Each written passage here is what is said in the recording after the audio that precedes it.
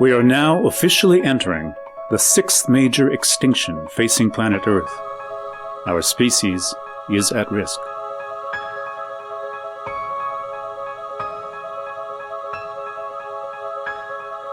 Futurists, iconoclasts, revolutionaries, visionaries, only they will help us face the crisis, for we are driving extinction faster than species can evolve.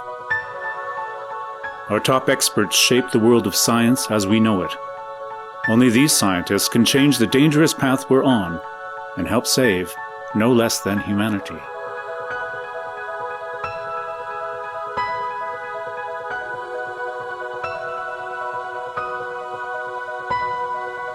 The World Meteorological Organization is now urging us to prepare emergency plans for extreme climatic changes.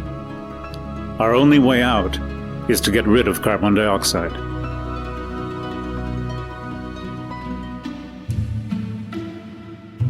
While it is true that this absorbs carbon dioxide from the air, just like a tree, there are many important differences between the two. For instance, it doesn't work particularly well during the night. It doesn't work particularly well in winter when there are no leaves on the tree. This technology, the air capture technology, will work 24/7 year-round. It turns out that it's about 1,000 times more efficient and more effective than a normal tree at removing carbon dioxide from the air. Alan Wright's man-made trees are extremely efficient at capturing CO2. Now they need a place to sequester it permanently. It turns out that CO2 transforms naturally into rocks. In Oman, this is accelerated, which is why scientists have developed a technique to further speed up the process. These rocks are fully carbonated. Every single magnesium atom in these rocks is now combined with a carbon dioxide to make magnesium carbonate. And so this, in the engineered system, this is our goal. This rock has undergone very extensive reaction with near-surface waters. You can see open space where the formation of the magnesium carbonate has basically pried open new cracks. In principle, if we took all of these rocks that are near the surface in Oman today and we carbonated every single magnesium atom in those rocks, that would accommodate all of the human output of CO2 at present day rates for 1,000 years. Most of the world's CO2 emissions spring from our hunger for progress and energy. Scientists are exploring ways to appease that hunger by looking in far-fetched places.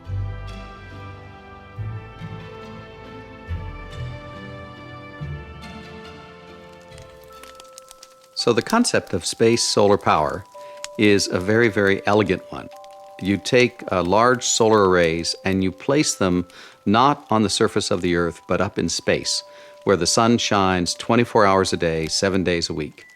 And then you take the energy that you collect and you transmit it to the ground using lasers or microwaves. By placing this solar power station up in space, in the morning it can deliver power to one continent. And in the evening, it could deliver power to a different continent. So a single satellite might transmit energy during the course of its useful life to 3 or 4 continents. I don't view solar power satellites as so much a stopgap measure as a natural evolution of the utilization of sunlight to power life. The world's population just reached 7.5 billion people, all condemned to live together on the same planet. How are we going to feed all these people? Dixon Despommier thinks inside the box as he explains his vertical farming model.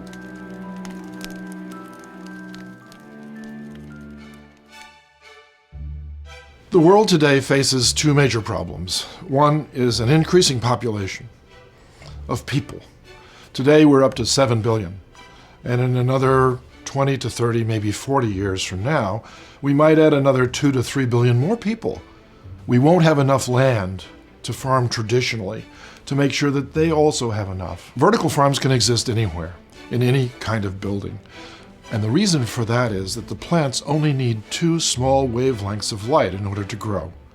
If you cut those spectra out and create LED lights to grow the plants, you can grow them anywhere. So why would anyone want a vertical farm in their neighborhood? And the best answer I can give you is 2. One is it supplies employment opportunities for people who need to work The second reason I would want it in my neighborhood is because I'm right next to where the fresh produce comes from. The bottom of every vertical farm will be a greengrocer. You can go any time of the day or night and buy food that's less than 1 hour old. I think technology will save our planet from us. I think we can use our brains to solve our problems. But I'm so happy that the world has been attracted to the idea, and I think it will succeed in some places and it won't succeed in others. Whoever succeeds will share those ideas with others, and I think the world will be a better place because we'll have vertical farms. That's what I think. If all else fails and life on Earth becomes inhospitable, we may consider leaving it behind for good.